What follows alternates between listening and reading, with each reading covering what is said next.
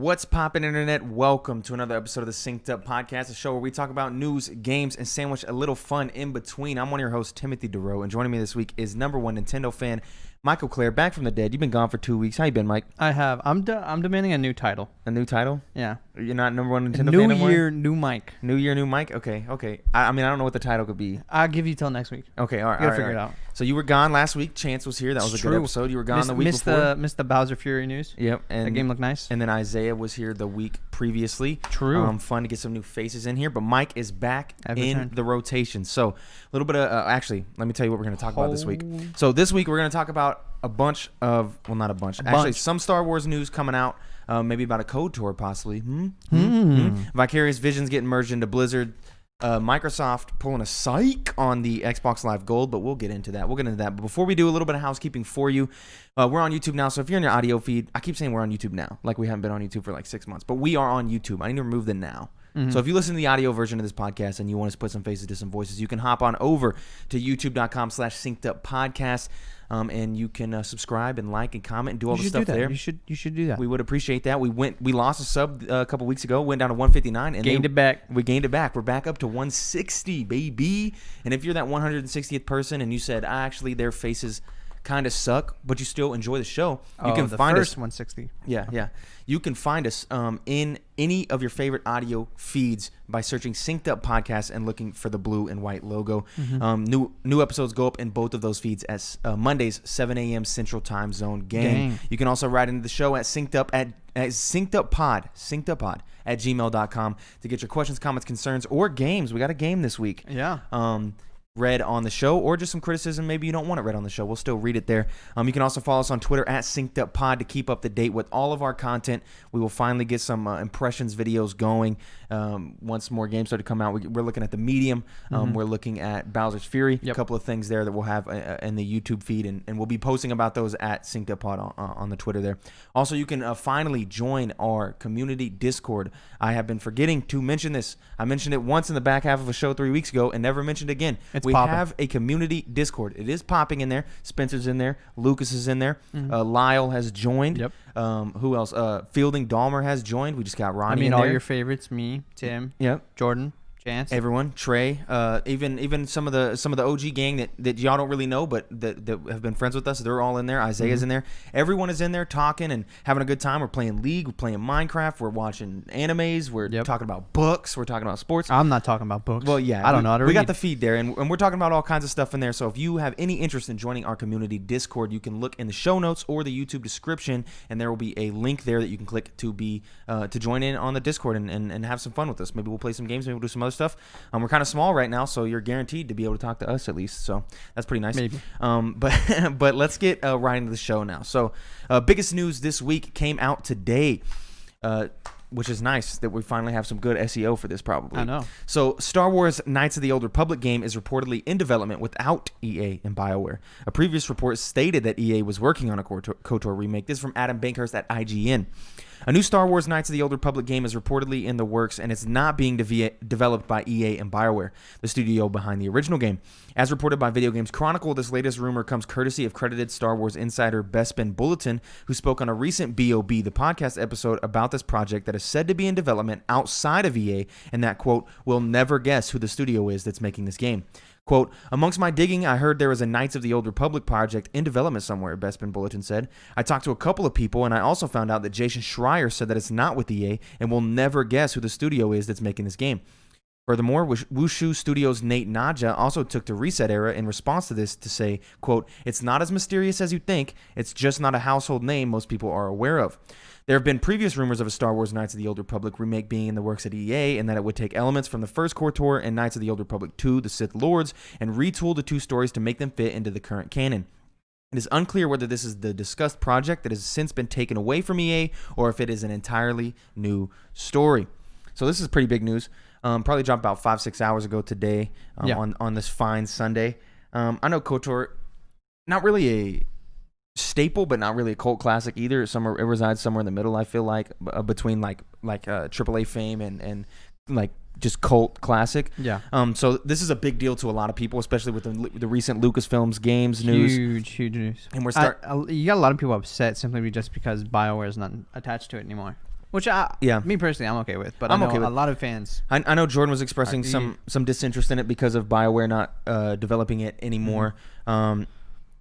I can see the argument for that, for having BioWare still develop the game, because they developed the old ones, and those ones are classics, right? They're really good.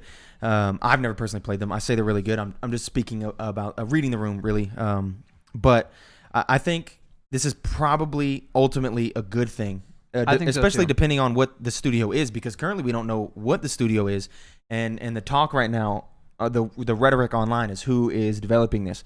I've seen people throw out Rockstar. Chance did that today. I don't see that. Can't be they say Rockstar. it's not a household name. Yeah, Not a household name. If it's you got Jason Schreier saying it. Yeah, if he's saying you're not gonna guess it. You're not gonna guess it. Yeah, I don't know. You might be able to guess it. Some people were saying Obsidian, but again, they just bought by Microsoft. Nope. I don't foresee that. You can look at some more indie studios. You got like Ninja Theory. I could possibly see that. I know they got a lot in work over there. They're not indie anymore. They've been bought by Sony, which is where that kind of gets iffy there, especially because I was saying something maybe Santa Monica, because we know they have a second big game that Cory Barlog is working on, because we know he's not working on God of War. And I thought maybe them either. But that's a Sony in-house studio, so that's hard to do. There's a lot of talk online and speculation of who the studio is. And again, back earlier last week, they talked about during the announcements for the Lucasfilm Games thing, that they had more announcements throughout the year. So I imagine if this is a legit thing, which it seemed all signs point towards it is. I mean, Jason Schreier and this guy both confirming it. If this is a real thing, I imagine we hear something about it probably throughout the year, because they did say we got a bunch of big announcements. I bet we hear who's developing it within probably a month or something. Yeah, because as big as this is, everybody's going to be looking for info on it now. And it's going to get out there really fast. So I'm excited about this, because I know a lot of people, younger people, haven't played KOTOR, and me included. Yes, it's almost a reboot for the franchise. Yeah, there will obviously be callbacks to the old ones and stuff like that. We're kind of seeing a reboot for just Star Wars. Yeah, it's just a chance to pull people into, this beloved franchise. And I think since Disney, Star Wars, Lucasfilms, they're trying to make everything canon. That hopefully this will dive into some more lore that isn't from the 9 movies. Have you ever? Yeah, and because if you ever watched, I've never played KOTOR, but I've watched cinematics from KOTOR, and they're nice as hell. I've played it, and it was pretty good at the time, really good at the time. Yeah. So I'm excited. I it's not BioWare, but I'm okay with that. I hope it goes to a team that's hungry and like looking to prove themselves. What Lucasfilm Games are saying, we can be more specific and give it to teams that need it, so they will be able to give it to whatever team they believe can make it the best. I'm very optimistic about this. I am also quite optimistic. I cannot wait to hear who's developing this, but we're going to keep on the developing games train, because Gabe Newell came out and says Valve has more games in development waiting to be announced. Rise and Grind, Mr. Freeman. This is from Jordan Alamon at IGN. In an interview with New Zealand's One News, Valve boss Gabe Newell has said that multiple games are in development at the studio and are waiting to be announced. The Valve co-founder has been staying in New Zealand during the COVID-19 pandemic after taking a vacation there following the launch of Half-Life Alyx. What a good spot to be stuck at. Quote, "We definitely have games in development that we're going to be announcing. It's fun to ship games," Newell said when asked about future games coming out at Valve. Valve has developed and subsequently canceled a lot of games in the past, including several versions of Half-Life 3. The fact that Newell specifically says these new games will be announced suggests a shift from the company's recent history of being reticent to release new software. Newell also spoke about the process of creating Half-Life Alyx and Valve's return to single-player. Quote, "Alyx was great to be back doing single-player games. That created a lot of momentum inside the company to do more of that," end quote. Newell's comments also suggest that the studio was energized and keen to work on single-player titles, which makes sense considering the plot of Half-Life Alyx. It means that we may see more of Gordon Freeman, or hell, maybe even Shell, in the future. That tallies with his Half-Life Alyx developers' comments after the game arrived, with more than one telling IGN that the team wanted to work on more Half-Life games now that Alyx was complete. Shell being the protagonist from Portal, if you do not know. So, is Valve working on the KOTOR game? No. Yeah, I'd say that might slightly be a household name. Yeah, yeah. That's a strong no for me as well. But this makes me want to jump for joy, because since the day I was born, I've been crying for Portal 3, and I want it. That'd be very exciting. Really bad. But, how...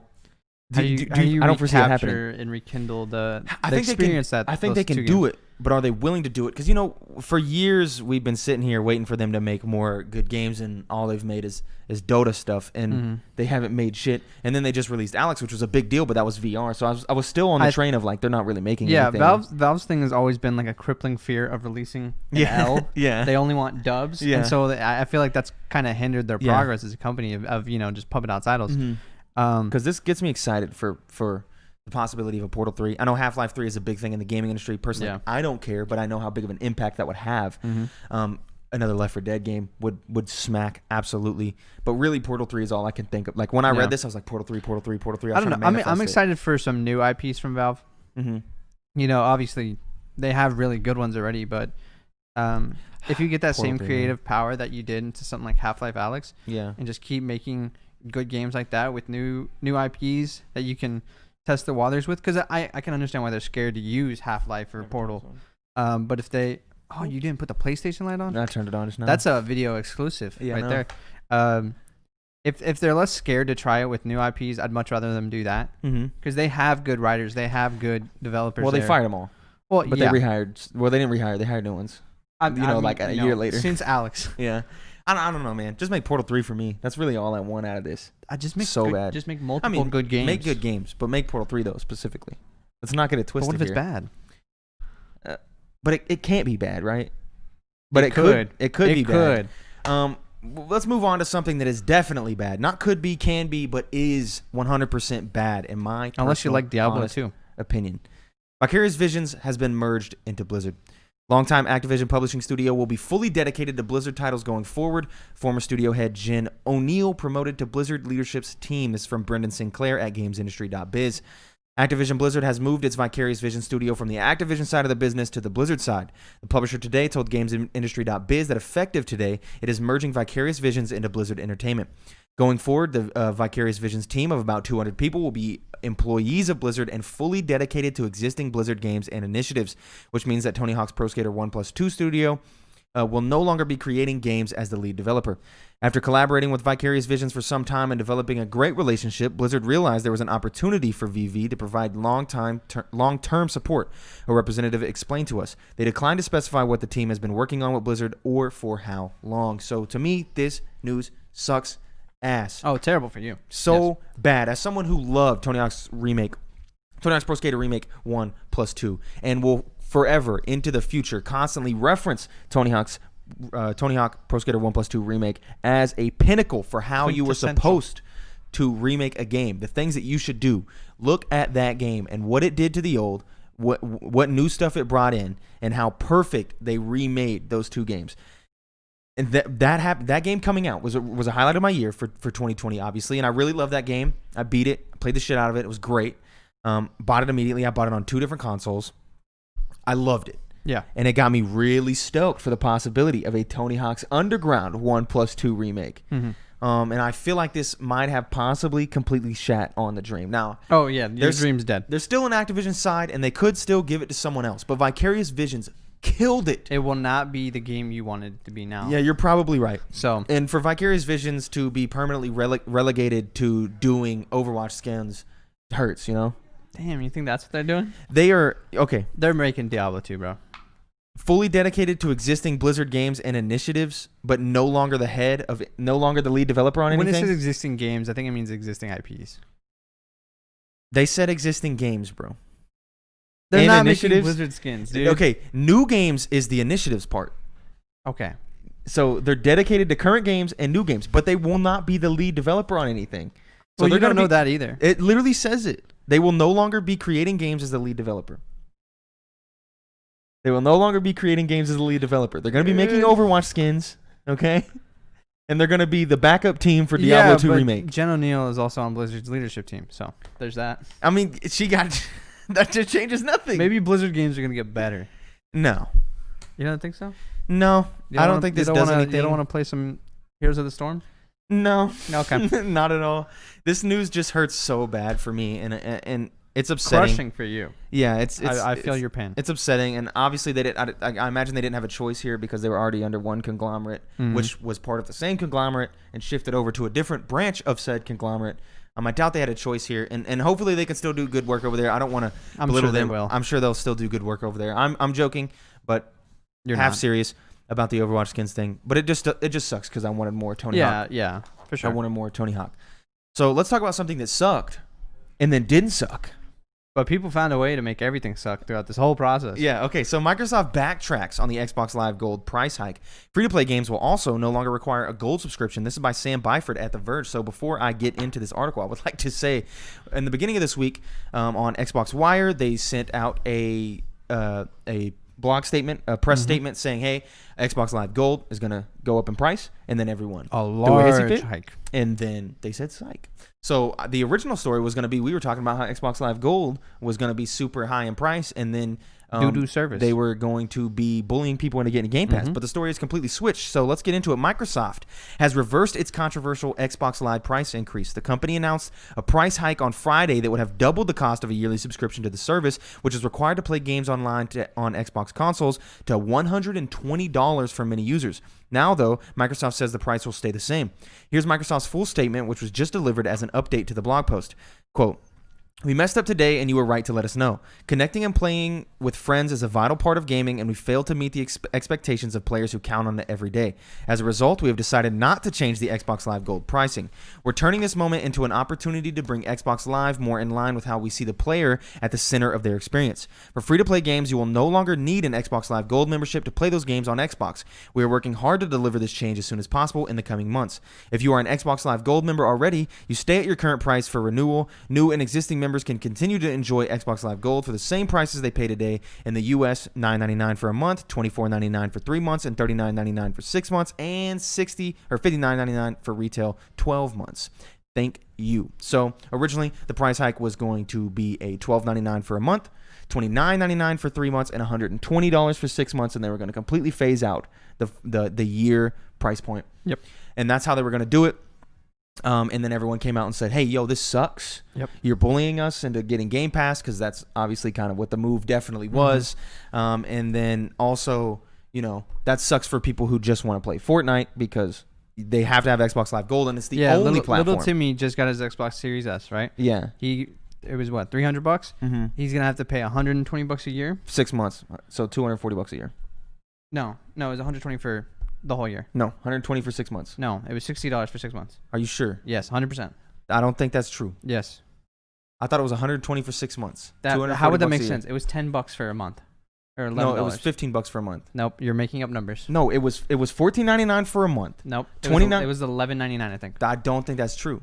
I need either $10.99 or $11.99. I need a fact check. You were just wrong here. Give me a fact check, Jordan Lance. It was $60 for 6 months, and you could only buy the 6 months, so it would be $120 for the year. Give me. You're just gonna have to look up, you have to click a news article from 5 days ago. I'm telling you, you're wrong on this. But regardless, the price increase. It was $120 for a year, is what the price hike was. Yeah, regardless, it was a price increase that happened, and they were bullying people into buying Game Pass, because Game Pass then became Game Pass Ultimate became a better prospect because of how much more that you got. Yeah, essentially a better value. Yeah, and $60. Okay. So yeah, then Game Pass Ultimate became a better proposition, and you were able to. They wanted people to buy Game Pass. They were trying to phase out gold, essentially, is what they were trying to do. Yeah. And I think they should do the other way. Yeah, and them being the only platform that doesn't allow players to play, free to play games without Xbox Live Gold. This was a big issue for people, and so they reverted it, and now we're in a better position than when we started. Yeah, which is nice. I think because this is the only chance we get to talk about it. I think the rhetoric online of this being staged is ridiculous. I just want to say that. I agree. They sent out cards to retailers that had the 6 month $60 price point on it. Mm-hmm. So clear evidence there that this was already something they'd been planning. Mm-hmm. And then I do agree with a lot of people that if this was an in-office move, if people weren't working from home right now, this would have never happened. Because you say that in office offhandedly, and somebody on the team is going to be like, "That's a terrible idea." Maybe. I don't know. But if it's just a bunch of corporate people having their meetings at Microsoft. Yeah, but you're not passing down the chain, really. I don't know. It's still the same people, though. You know, like it's still the same corporate people just virtually. You don't. And that information doesn't pass as easily as it does as. But it still passes. Bro, you think I know what's going on at work right now? No, but Microsoft is a completely different company than the OU Cavs. Yeah, but I feel like that's not something you know. I feel like that would be big news in the office, and people on the team should have said something. Yeah, definitely. But I just think the bigwigs make the choices regardless. I think this would have happened, COVID or not. I don't think 100%. I don't think I buy that because everything is virtual right now. That's why it didn't. Because ultimately, the people making the decisions do not give a fuck what the programmer at the low level thinks. They do not care. Like they're gonna make they're gonna make the choice. This wouldn't have happened. There's no way. It definitely would happen. But regardless, yeah, I do agree that the rhetoric online with that this was staged is dumb to try to buy some goodwill, because you would just announce this. You would just release a statement that said, "Hey, Xbox Live Gold is or the free to play games, you don't need Xbox Live Gold anymore," and then you would just do that, and that would be more. That's much better press. That would stack up on top of the goodwill, because Microsoft's just been building up goodwill, and then they wouldn't want to take 5 steps back, 1 step forward. Mm-hmm. They would just take 1 step forward and skip the 5 steps back. So I don't buy that. I think they did it, and I imagine a bunch of people canceled. I imagine people were like, you know what, fuck this. I don't think anybody canceled. That was the only way you kept the same rate.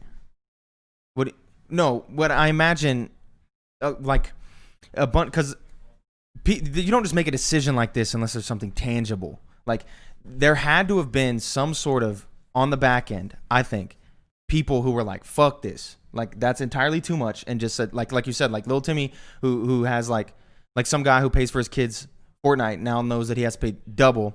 And sure, like there's a thing online of like, you know, if you keep your same thing, that you'll be good. But you're just a guy scrolling through and you see a headline, Microsoft increases or doubles the price of Xbox Live Gold. And you said, fuck that. And you just cancel it. And I feel like there had to be a bunch of canceling on the back end for them to be like, you know what?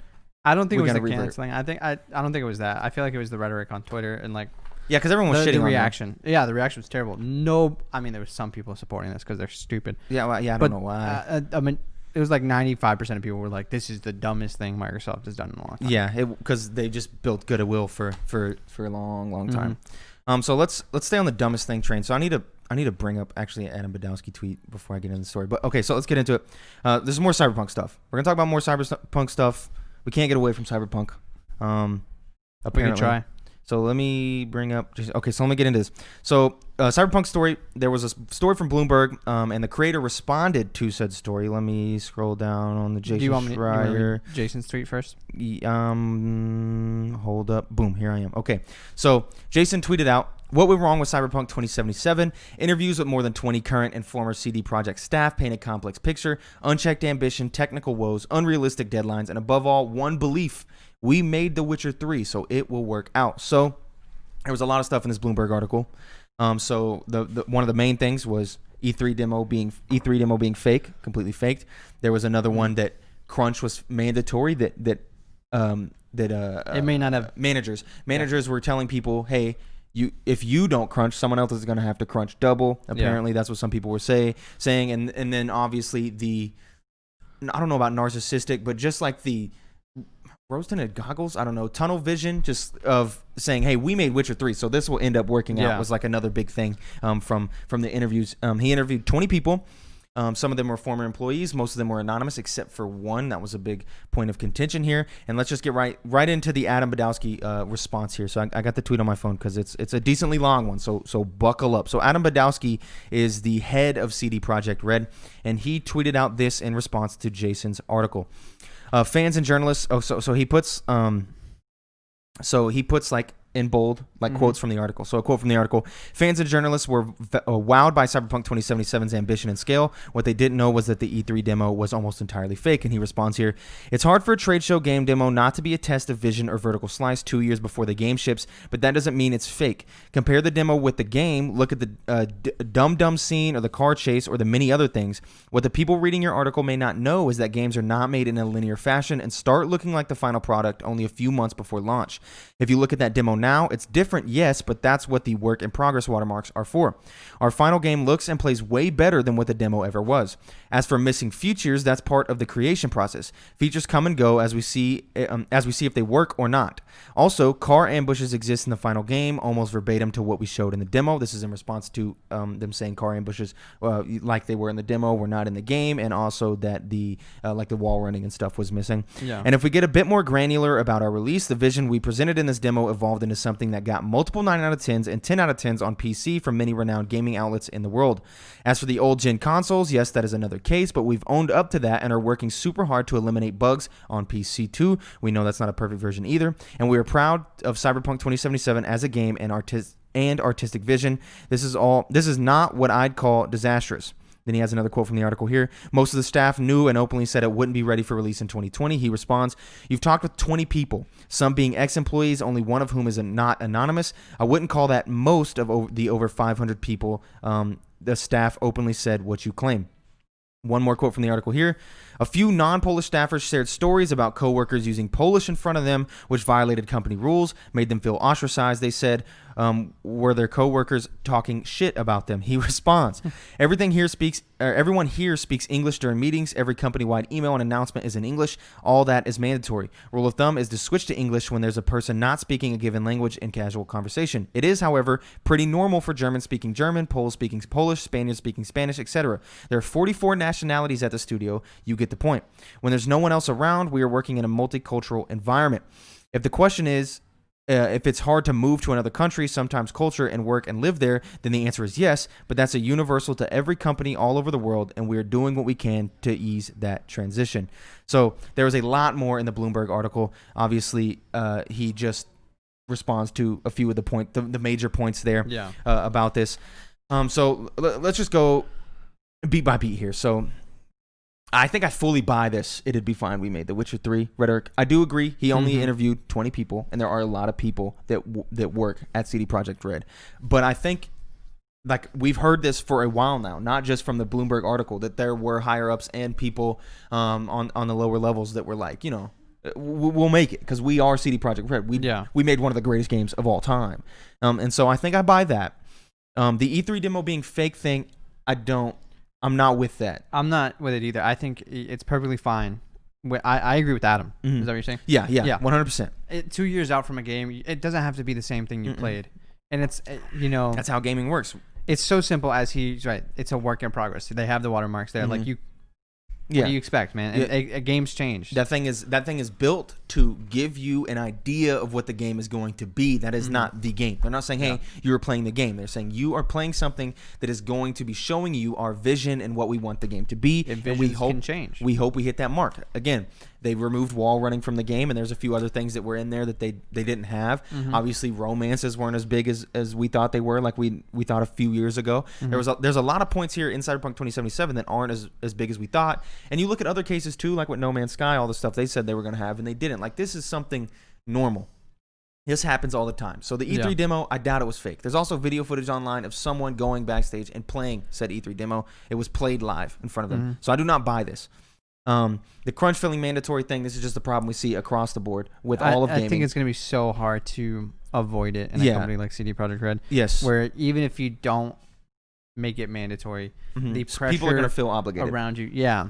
And because if there was managers that were saying, hey, you should do it because this person is going to have to do more, that's fucked up. Yeah. But again, like you said, it's impossible. That's the whole conversation with crunch, right? Is it's impossible, especially in a passion like workplace like this. Like, it's about passion.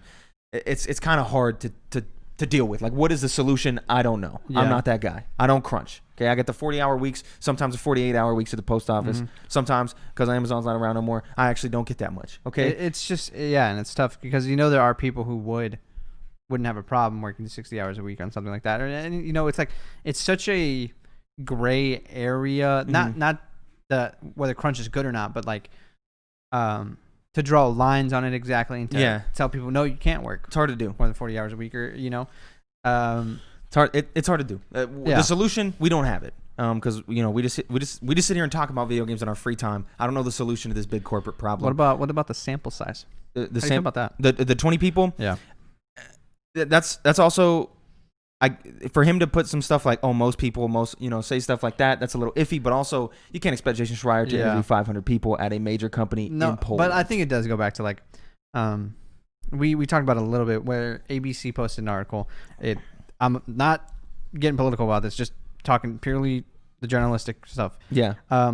That it said a third of Americans disagree with Biden's plan to join the Paris Accords. Yeah. Right. Which is a negative sounding title. It makes it sound like people don't agree, but which then is not how it is. Because when you realize 2/3 agree. Yeah, it was like 70% of Americans were like, yes. It's mild mental manipulation. It's subliminal mental manipulation of like, oh shit, like, oh, maybe the Paris Accords are bad, when in reality it should have just been 2/3 of Americans support the Paris Accords thing. And that's the same type of stuff here. I do agree with you.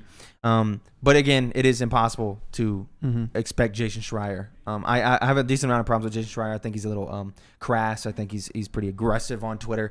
But I do think he does good journalism. And to expect him to interview 500 people at CD Projekt Red in Poland, that's just impossible. And at the end of the day, he's got one job, and it's to get clicks, get numbers, right? Yeah. Break news. Break news. Yep. And that's what he did. He did his job. Yeah. Let us know our job to pay attention and notice these things. Yeah. Let us know what you think. I think Cyberpunk 2077 at the end of the day is a good game with a lot of problems, and it's a tragedy that they didn't delay it or release it in a beta. But what happens. So a positive note, I got my extra 30 gaming score from this update. Yeah. We take those. So let's stay on more of a positive note here. This is the last news story of the day, the Hitman 3 review roundup. So Hitman 3 dropped, and we're going to be rounding up the reviews for the game. So Steve Watts at GameSpot says, or he gives it a 9 out of 10.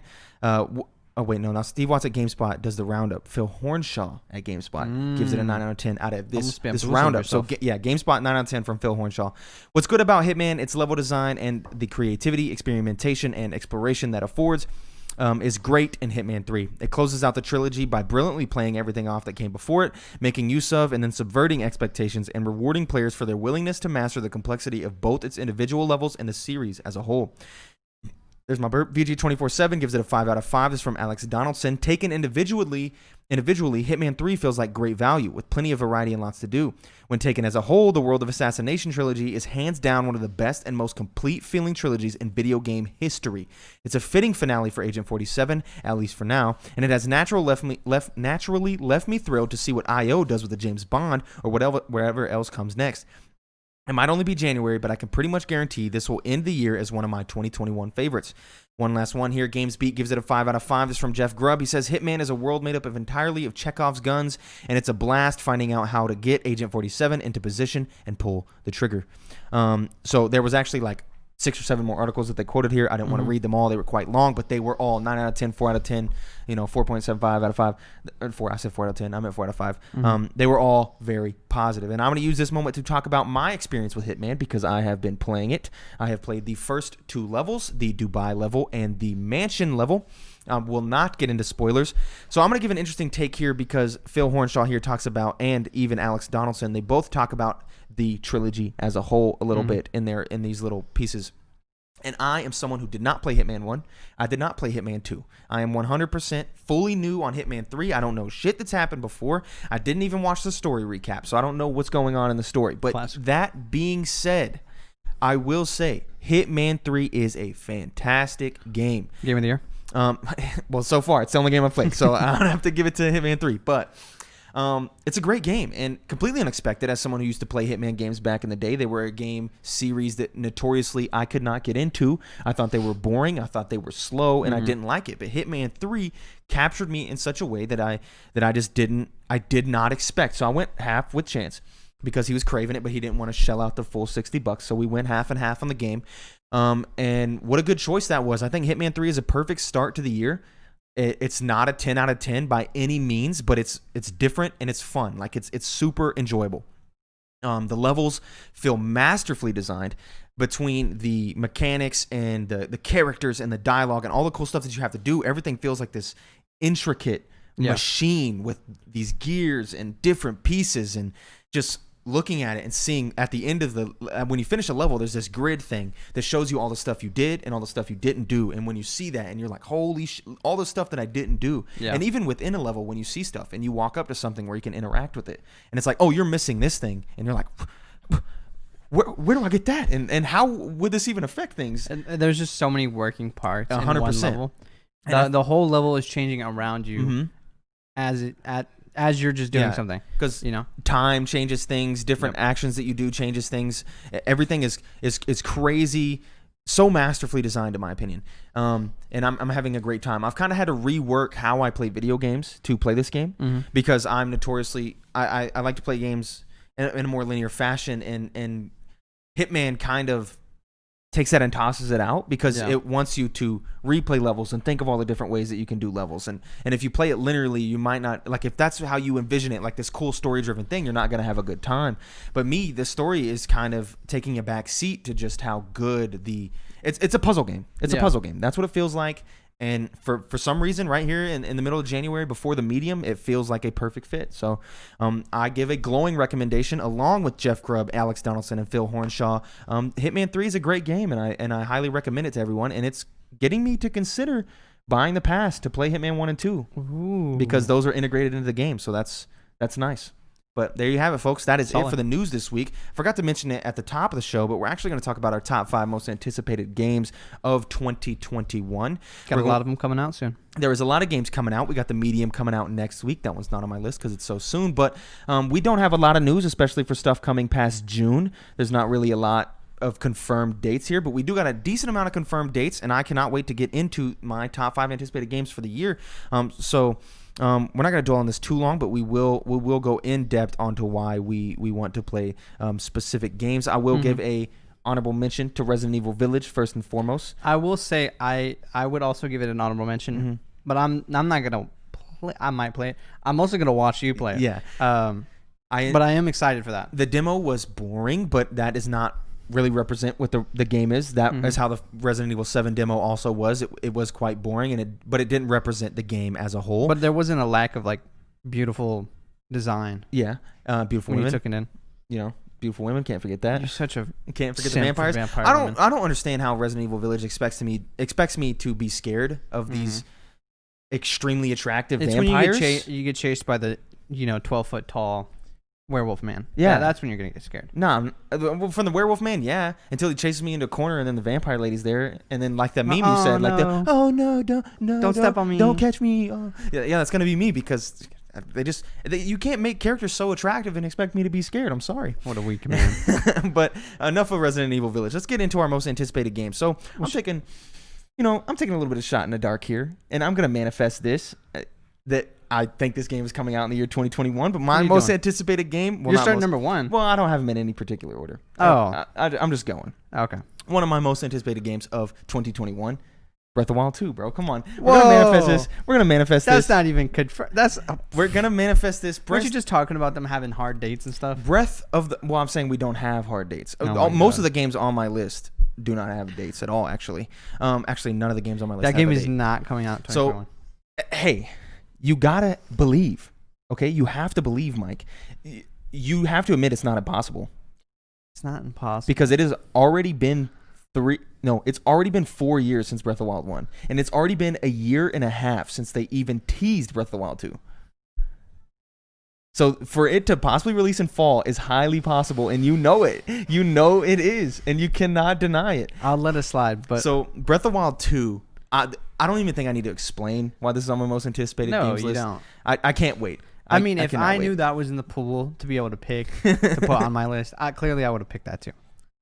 Breath of the Wild 2. That's my first one. What do you got? What do you got for me? Mine's actually ordered, so I'm gonna start at 5. Okay. Because I'm not a heathen, Okay. I order my list. Fair enough.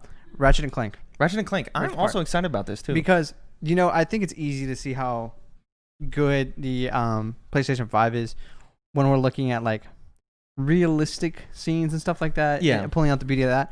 But I like when a like cartoonish game looks beautiful. Yeah, because that's harder to do. That ray tracing and the particle effects look super dimension good. Jumps and stuff. Yeah, that's gonna be really cool too. There's a lot of cool things I'm excited for, and Ratchet and Clank has always been a good series. So I'm really excited for that. I'm also stoked.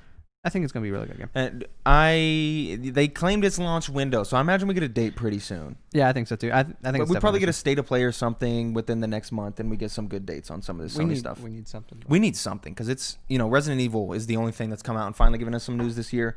Nintendo hasn't given us a Nintendo Direct since September of 2019. Nintendo, I'm looking directly at you. Don't think we've forgotten. We need one. Please. They're not looking at us. Thank you. I know they aren't, but I'm manifesting it. My second one though, for some of my most anticipated games of the year is Season. It's announced for 2021, and we seen Season at the Game Awards. Yep.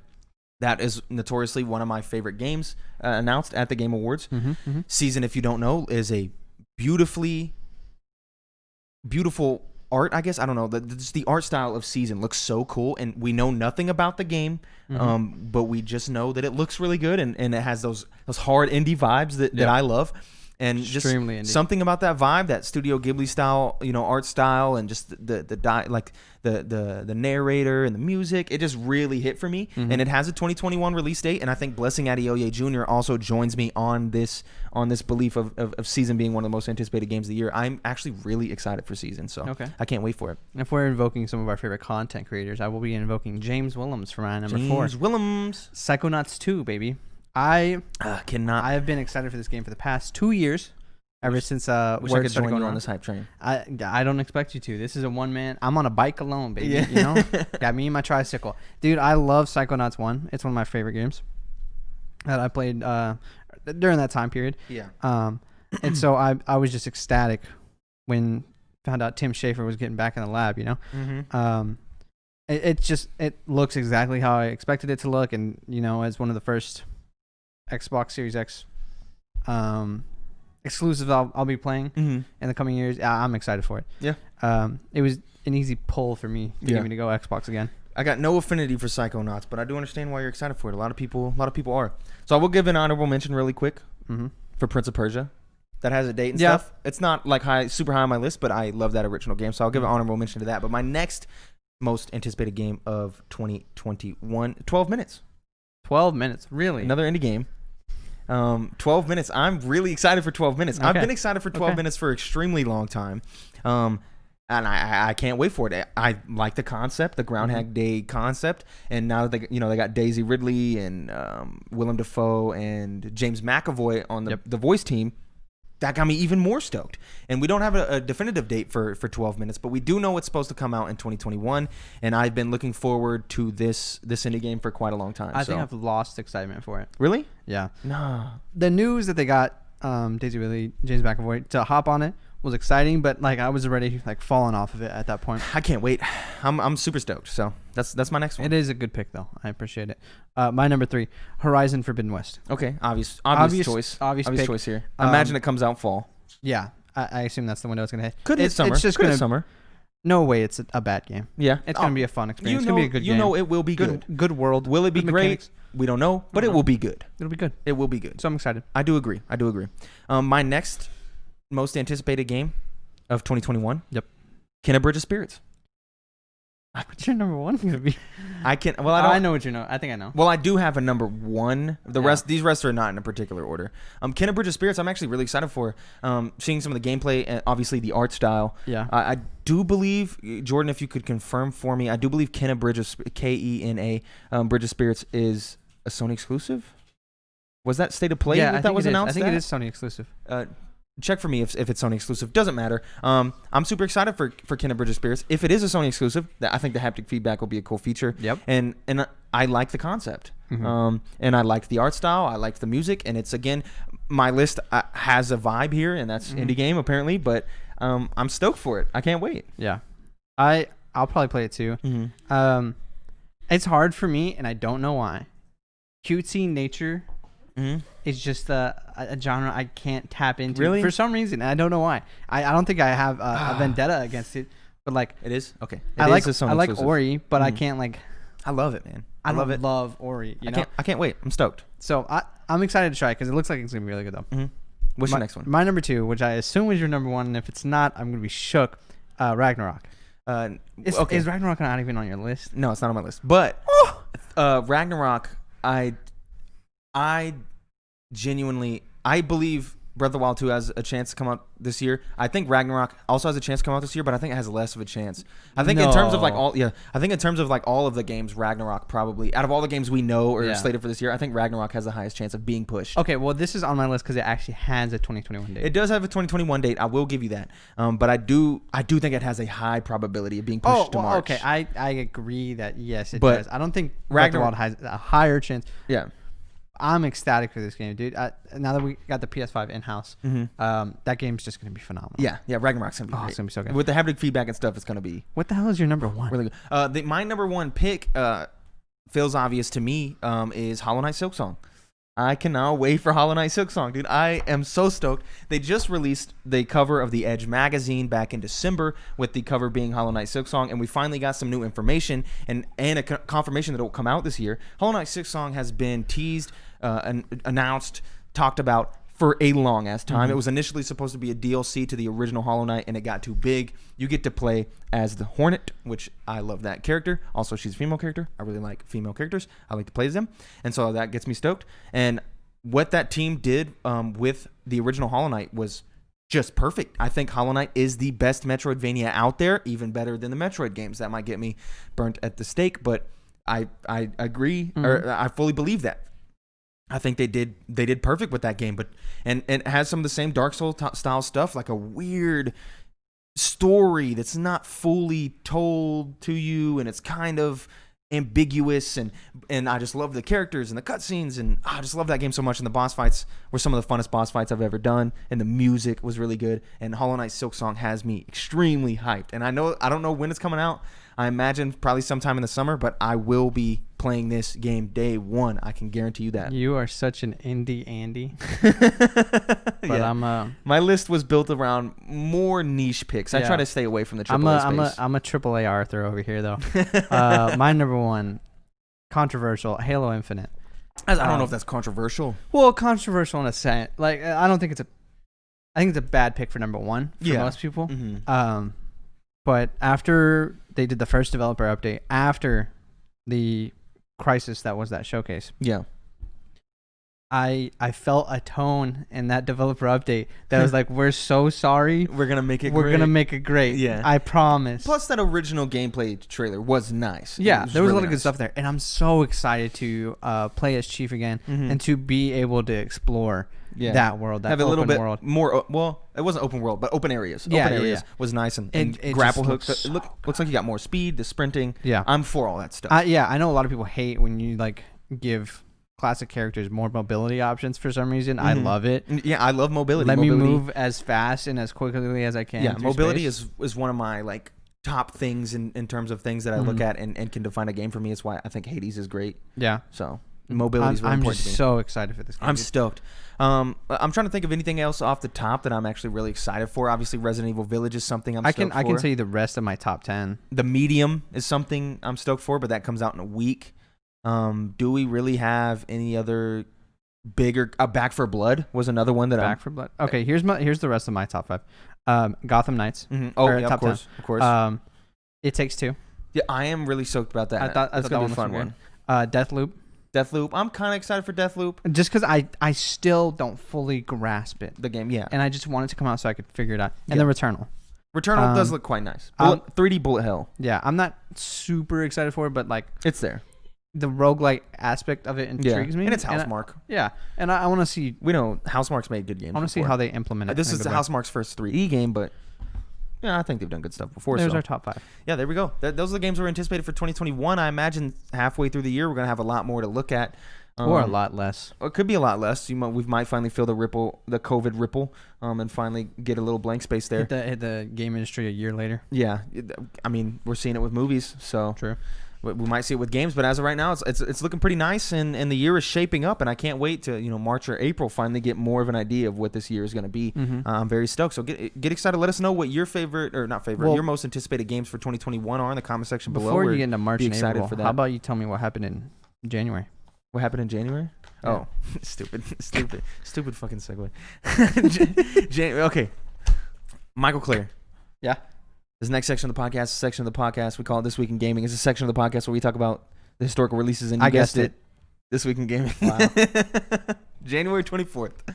January 24th. What could have come out that day? Well, 2 games came out that Three day games in came out that day. 2000. Oh, Crazy Taxi and Mario Party 2. what a banger of a day. Yeah. What was that look for? Okay. Yeah. Oh, sure. What? I'll give you that, I guess. Somebody had a great day that day. Yeah, but think about like the day like Odyssey and Odyssey. Didn't Odyssey and Odyssey come out on the same day? That'd be wild. I don't think that happened. Assassin's Creed Odyssey and Mario Odyssey? Didn't That they does drop? not sound right. Or was it Odyssey and Origins? I think it was Odyssey and Origins that came out on the same day. Mario Odyssey came out the same day as 2 other big-ass games. One of them being Wolfenstein, and the other one being, I believe, Assassin's Creed Origins. What a nerd. How would you remember that? Because it was a huge day. Are you kidding Yeah, me? and for somebody that day is Crazy Taxi and Mario Party 2. I mean, okay. Sure. Not me, though. What's the release date for... Just look up the release date for Odyssey. Look up the release date for Origins. 17 years later, though. Because that would have been 4 years. But yeah, 17 years later, Resident Evil 7 Biohazard drops. Kind of shocks me. It's been 4 years since Biohazard. Wow. I looked at that 2017. It's a 3. Yeah. It's 21, baby. Yeah, it's 2021 now. 4 years. 4 years since Biohazard. That kind of... And we're just now getting 8. Because we got remake. True. We've been getting a lot of Resident Evil games. Mm-hmm. With 0 and the Revelations, then remake 2, remake 3. Now we're going to get Resident Evil Village, remake 4. It don't slow down. At some point, I guess. So, I don't know. Are you confirming for me? January 25th. I was right. Odyssey, Origins, and a Wolfenstein game also was on the same day. I don't know which one. January 25th, the next day, Devil May Cry 2 drops in 2003, which is nice. And then Dead Space 2 drops in 2011 on January 25th. It's a big game. What, you sleep on Dead Space 2? I'm sleeping. I've never played them, but I don't sleep on them. I want to play them again, and I hope they redo the trilogy. I can't wait for Callisto Protocol. That's the next game from the Dead Space 2 guys. Spooky for me. And that's a game I'm looking forward to try. And then 3 years ago, Celeste came out. I honestly would have told you Celeste came out before Resident Evil 7. Really? Yeah, I'm telling you. Time is a tricky... Flat circle. Yep. Flat circle. Tricky January flat circle. 26th in 2010, you have the titular multiplayer game, Massive Action Game, or MAG, as they call it. You don't remember this? No. 2010, I believe, for the PlayStation 3, Massive Action Game was a first-person shooter where there was like 250 players in one game. It was like intense and crazy. I mean... It was a whole thing. On that same day, though, Mass Effect 2 drops. That's a little more important for you. A little bit more important for you. Still a game I haven't played, but I look forward to retrying possibly when the trilogy comes out. Oh, yeah. And then in 2016, shout out to Bob Beal, you got The Witness, January 26th. I need to play this. Yeah, honestly. I think I'd like it. You should. It's only a few hours, like 3 or 4 hours. Okay. You should play it. I have it on my PlayStation 5. I might do it then. Yeah, yep. January 27th in 2015, you have Dying Light. It has been 6 years since Dying Light, and it's still probably another 6 years till we'll see Dying Light 2. Dying Light was a good game. Yeah, Dying Light was great, and Dying Light 2 has been being revealed /teased/everything for a long time. Almost 6 years. It's been a long time because remember they showed off the demo with like the water and Yep. like the different choices, and it's been so. When was that? E3 2017? Like Jesus. So long, man. January 28th in 1998, you have Final Fantasy Tactics. Not a game that I really have much affinity for, but I know it's a cult classic out there. And then the 29th and the 30th, you didn't really have anything of note, so didn't include anything there. We're gonna skip the game this week because we're about to go into the game. We're about to go into a different game, but not the game 20 questions. Oh, We're gonna go into reader mail though, where you can also get your questions read on the show by writing into synceduppod@gmail.com, just like Fielding Dahmer did this week, and he wrote in with a see I don't Fielding writes, find the limit. Okay, The limit of X or Y approaches 0. Okay, so the back of our paper that we have this thing on is math equations. But Fielding Dahmer wrote in a game this week. This is the first game we've had someone write in. Dude, thank you for the free content. And so clutch. Yes, that's clutch. First off, Fielding. Second off, this game pretty tight. Really so good. We have here 4 separate quotes from random episodes in our backlog, and Fielding Dahmer has wrote those quotes down, and we are supposed to guess who we think said those quotes and what we think the context was in. I think we need to guess the context. And Jordan has the answers for us. He's going to let us know if we're right or wrong. So the first quote I'm gonna start with number 4. You're gonna start because I think this is the easiest one. Okay. To give it away, and I'll let you read it. Okay, number 4 here. If you ask me to describe that game in one word, the word I would use is cool. And if you ask me to describe it in 2 words, I would say fucking cool. Now let me tell you why I know that's Tim. Because I am a good Christian lad, and I don't drop the F-bomb on the podcast. I leave that to Tim. Have you? No, you dropped the F-bomb a couple times. Never. Someone. Not once. I don't You think can find so. it. You can put a bounty on it. You're not going to find it.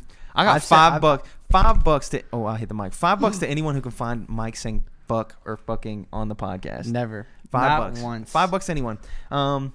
Yeah, that's so it's got to be Tim. Especially on like, because these have to be earlier podcasts. But what's the context here? What game are you talking about? If you ask me to describe that game in one word, it's got to be early years. The so word February. I would use is cool. Could you give me? Do you have which episode it's from, Jordan? Could you give us a hint? What episode is from? The second episode of the podcast. Final Fantasy out at that point? No, the second episode of the podcast, Final Fantasy would not have been out yet. Animal Crossing? I think it's Animal Crossing. No. Nope, that would have been. Nope. I think it's Animal Crossing. I think we're talking about Animal Crossing. No, it's like the same week. Because didn't Final Fantasy 7 Final Fantasy 7 came out after Animal Crossing. What? Huge hint. All from the first two podcasts. Okay. We're probably talking about. Oh. He has the answers right there. He does. Okay. Okay. Okay. You think it's Animal Crossing? I think it's Animal Crossing. There's no way this is Animal Crossing. What else was in March? I'm gonna say it was Final Fantasy. What is that? Step on. Why'd you put the answers like there? Okay. It's turned around.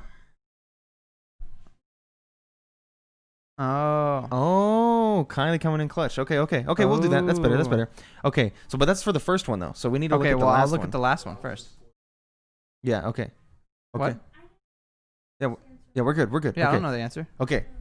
So, we both think it was me, and I think it was Animal Crossing, and he thinks it was Final Fantasy. All right, rip it off. What do we got? What? Yeah, I know. We started on number 4. Yeah. Disco Elysium. Okay. Now that you say Disco Elysium, I do remember saying that. I do remember saying, if you asked me to describe that game in one word, that makes perfect sense, because remember I was trying to tell you I don't know how to explain this game to you and about why I like it, but all I can say is it's cool. I do remember that. Yeah, okay. So I do remember that. So let's go to number 1 here. Why would a mole be flying a helicopter? Why would a mole be flying a helicopter? So this is obviously Animal Crossing. Yes. Because it would probably be how does Mr. Rossetti get you pick you up? But I could see either of us saying this. Either of us being like, why would a mole be flying a helicopter? I think you said this. I'm going to say you said this. Yes, because here's the deal. I asked the questions on the show. Yeah. So it's got to be me. The rest of these are statements, right? Okay. I'm the one with the questions. Okay. I'm like, Timmy, what do you think about this? Yeah. That's me. Okay. I think that's me. We agree on this one? Yeah, I think it was you. And obviously Animal Crossing. And now, episode 1 or episode 2? Well, that had to been episode 2 or 3, because Animal Crossing wasn't out when we did our first episode. Was it not? No, there was a direct. The first episode was... Wasn't our first episode about a direct? February 20th. It was an Animal Crossing direct, wasn't it? Maybe. I don't know. Who knows? Just pull it off. Okay. Who said it? It was Tim. I said it. Animal Crossing, Rossetti, and New Horizons, episode 1. Okay. Wow. That was me. That was you. Huh. Why would a mole be flying? Why would a mole be flying a helicopter? Why would a mole be flying? I don't know. Okay. All right. Number 2. If I would have bred everything beforehand and then shipped it in, I would have been fine. Okay. Can you read the email and confirm that this is what it says? That's how it reads? If I would have bred everything beforehand, is this auto? Did he get auto corrected? No. But did he get auto corrected and didn't mean to type that? No. If I would have bred everything beforehand and then shipped it in, I would have been fine. Is that a Disco Elysium thing? If I would have bred everything beforehand, did we misspeak? Did one of us misspeak and meant to say red and then accidentally said bread and none of us corrected it and we moved on because we were noobs? This was episode 2? I don't know, man. 1? What did we talk about? Episode 1 was if I E3 something, Animal Crossing, and the Dragon Quest movie. Yeah. If I would have bred everything before. Was episode 2 our top 10s? No, that was like 4 or 5. If I would have bred everything beforehand and then shipped it in, I would have been fine. So I have a memory, I don't know if it's real or fake, of Mike saying something like this. So I'm going to say Mike said it. But I think I agree with you. I flub a lot. But what would he have been talking about? What were you shipping in at the time? Or were you talking about, were you making a joke? Like someone else was saying this, you know? Yeah. Like some other game developer was saying this. If I would have bred everything beforehand and then shipped it in, I would have been fine. Let me read it. If I would have bred everything beforehand and then shipped it in, I would have been fine. Yeah, you definitely said it. It's got to be me, right? But I cannot come up with the context. There's no context. I got nothing for you on the context. This actually might have been like post credits. Me just saying dumb One stuff. of the funny stuffs. Okay. Yeah. Okay. All right. Ready? Yeah. Go for it. Mike, on creating his living decks in Pokemon Home. Okay. Because this is so. Oh, okay. So you were. Oh, I get you. I'd sent everything to home and I couldn't breed anything. Yeah, and bring it back out because now this makes Pokemon perfect. Sword and Shield. You can't have access to all of them, so you can't breed them. Exactly. Makes perfect sense. Makes perfect sense. Crazy what context does. Yeah. Wow. Okay. And our final quote: "It can walk Witcher 3, bro." It can walk Witcher 3, bro. I didn't say this. Mike said this for show. Well, why'd I say it? I don't know. But what was he talking about? It can walk Witcher 3, bro. It can walk Witcher 3, bro. It can, but walk is in all caps too. It can walk Witcher 3, bro. It's got to be talking about This was after a direct. And they showed Witcher 3 on the Switch. Yeah, you said this, and it's about Witcher 3 coming out on the Switch for sure. But like, why would I say walk? Because you say no, because you were just saying like I was like, can it run it? And you're like, nah, but it can walk Witcher okay, 3, bro. Exactly. That has to be it. Yep, Mike on playing Witcher 3 on Nintendo Switch instead of saying it can run it. Yeah. Nice. Okay, well we got. Oh, that was good. So we got 3 out of 4. 3 out of 4, and we got context on 2 of them. That was good. Those were good memories coming back. Yeah. Wow. Oh, Fielding, thank you for this. This was very cool. It was very fun. I appreciate this. If you want to do it again, you can, and we'll do it again because this was extremely fun. Mm-hmm. Wow, what a good game. Thank you for writing this in. That was great. What was your favorite quote? Favorite quote? Out of these 4, which one's your favorite? I'd probably, why would a mole be flying a helicopter? I mean, that's pretty good, you know? I think without context, if I would have bred it everything beforehand and then shipped it in, I would have been fine. It's a really good one. It's funny without context, yes. Yeah. But when you have the context for all of them, they're not as funny. None of them are all as funny, except I think why would a mole be flying a helicopter? It's still pretty good. Still would be funny. Yeah, I agree. All right. Let's Quality content. Continue on Reader Mail and wrap up the show with a few more questions from the fans out there. Chance Rayner writes in, you know him, you love him. Timmy and Mike, the Switch has been selling crazy amounts since it was released, and even with the PS5 and Xbox Series X/S on the shelves, it continues to sell like crazy. My question is, do y'all think the Switch has the legs to take the spot as the most sold console ever, or where do you think it will land once the next Nintendo console is released? Thanks for having me on the show. Love you guys. So first and foremost, no, I think it will land 4. Very high. I think it possibly could outsell the 3DS. But I do not think in any universe does the Nintendo Switch outsell the PlayStation 2. I agree. I think this is going to be a solid 4. I think the Where's it go? It goes PlayStation, then PlayStation has like the top 5, but it doesn't matter to me. It's like it's PS2 and then it's like DS. DS family and Game Boy family are both up there. Game Boy family is like number 6, I think. It's like number 5 or 6. I'll pull it up. But I think good simultaneous on. Yeah, that was nice. I don't think it can. I don't know, man. It just depends on how quickly they release a new console, how much more banger games they can put on it. It has been the top selling console month after month after month for like 2 years. Does the Switch Pro still count into the Switch sales? Yeah, that's how they'll count it because they count that for PS4 Pro and Xbox. Okay. It goes PS2, then DS family, then Game Boy family, then PS4, then PS1, PS1, Wii. So I think we can outsell right the now. Wii. They're at 68 million, and the Wii hit 100 million. Do you think it'll pass the Wii? I think it'll pass the Wii. I think it will too. I think it'll pass the Wii, especially with the Switch Lite adding to those sales. Yes. Tax season's coming up. That's going to be a big boost. You got another holiday season. It's only been 4 years since this console came out. You know, we still got a good few years left in the life cycle. I think we can pass the Wii. I think it'll hit 100 million. I think it definitely Me too. can. But I do not think it hits number 1. I think we are 10 to 15 years out before there is a console that passes the PlayStation 2. I don't think we're ever going to get anything past. I think we will because one, gaming grows more and more and more and more. So sales just go up, up, and up and up. And also, I think we will hit a point where like a console generation starts to last 10, 11, 12 years and not just, I guess that's you see what fair. I'm saying? Yeah. So I think eventually we will, but I think we are way out. I think you might be right, actually. I think we're way out. So, but definitely that has the legs to hit like maybe 4 or 5. Yeah, definitely. I don't think it'll be 1 though. No. And could it pass the Game Boy? Maybe. It just depends. It just depends. Kylie Arter writes in and says, "Hey, Mike and Tim, during the Top 10 podcast, you talked about some games you had to replay several times to 100% or platinum it. Which playthrough is your favorite? Much love, Kylie, girlfriend of the show." So, smiley face. For me, which playthrough is my favorite of a game you had to replay multiple times to get the platinum? Probably Dark Souls. Dark Souls. I think that's the only game I've actually 100%ed that required a replay. Yeah. Because other games that require replays usually for 100%, I just skip. I might have done God of War if it required a replay, but I don't really do it. But Dark Souls 3, obviously, I had to replay it 3 times, and Bloodborne. I guess Bloodborne I replayed 3 times as well. Do you consider Hades having to beat it 10 times? Because if you do, that would be my answer. If not, no, because I think that's built into the game, right? So I wouldn't consider that as like replaying the game. Because if we're going based off achievements, like probably like a new game plus, probably Halo 3. Halo 3, yeah. I don't think you can get all the achievements in one round. If you're on Legendary, maybe, but then that's assuming you have all of the skulls already. But you have to go through to get the skulls originally. So then it would be Halo 3. For me. 100%. Because that was one of my first 100%. It wasn't my first one, but it is one of the earlier ones. Yeah, one of the other ones. Then we got 2 questions from Spencer here. Huh? Never. Which playthrough 1, 2, 3, or 4? Like if we had a replay. Oh, definitely the first one. It's always the first one. Yeah. Maybe in Dark Souls 3, the third one, because I was such a powerhouse. Such a powerhouse that the third run through was good, but definitely usually it's always the first one, because you get the story for the first time in the first one, and you get the mechanics for the first time. You're learning the game. It's great. It's new. It's fresh. 2 questions from Spencer here. Hey, yo, what's poppin', fellas? Hope all is well. This week I have a question about nostalgia.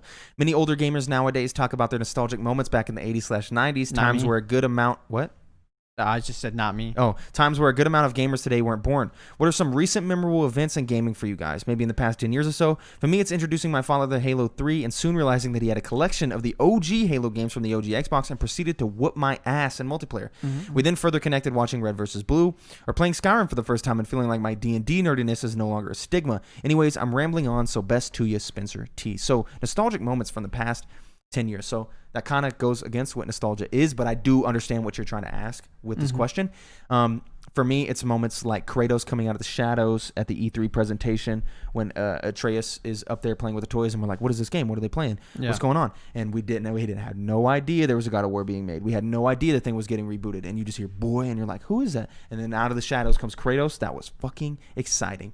E3, was it E3? Or maybe it was a Nintendo Direct. Where you think it's a Splatoon DLC announcement. It turns out they turn around. That was the first announcement of Smash Bros. Ultimate. The fireball comes on the eyes. The fire comes up. The silhouettes of all the fighters. That was so exciting. I'm taking Spencer's question as more like moments where 15 years from now I'll look back on nostalgically. So I'm thinking more like beating Guitar Hero 3 with my dad in like a one-night session type thing. That will stay with me for a long time. Moments like I just saw something on TikTok the other day that was like, why was this one level in Dragon Ball Budokai or whatever so hard? And it showed me the clip, and it just took me back. So like little me struggling, because what you were doing is you were holding Raditz, so Piccolo could special beam cannon you, and you had to take the PS2 or the PS1 controller, whichver one it was, and you had to roll it that way, and then you had to roll it this way, and you'd like break your wrist doing it, and you couldn't get it done. It's a classic problem in Tony Hawk's American Wasteland as well. There's a piece you needed to get for the thing, and you had to do a not a spin, and then you had to tap all the buttons on the GameCube as fast as possible, not just the A, but like the A, B, and the X. The only way I could complete it was getting a spoon and going and just doing it. It was the only way. That kind of stuff. So seeing something like that was a huge nostalgia trip for me. What's some other big things? I mean, playing through anytime they re-release a Pokemon game, I always get nostalgia when I played it the first time. You know, when they play when ORAS came out, taking me back to Emerald. Yeah, and Tony Hawk's Pro Skater 1-2 kind of reignited some stuff for me. That type of stuff always does it really well. Yep, I agree. One more question from Spencer here. What's poppin'? I'm just going to keep throwing the cues at you to build up that backlog. My question this time is, what are your thoughts on DLC? Do you believe that some of the content that comes with DLC should already be included in the game? Do you believe it improves quality of life for games? What about sports games DLC, where all they seem to do is make you pay more for a roster update? What is your top 3 favorite DLCs of all time? If Old World Blues and Fallout New Vegas isn't one of them, then you're absolutely wrong, because the DLC has got to be the greatest in existence. This podcast is Boo Boo Loves Spencer T. So my thoughts on DLC, I think it's fine. I also think I don't usually ever play it. Yeah, most of the time I would tend to agree with you. I usually move on unless it's like a multiplayer game. Because there's like certain DLCs, season passes for Call of Duties that I played a lot of back in the day.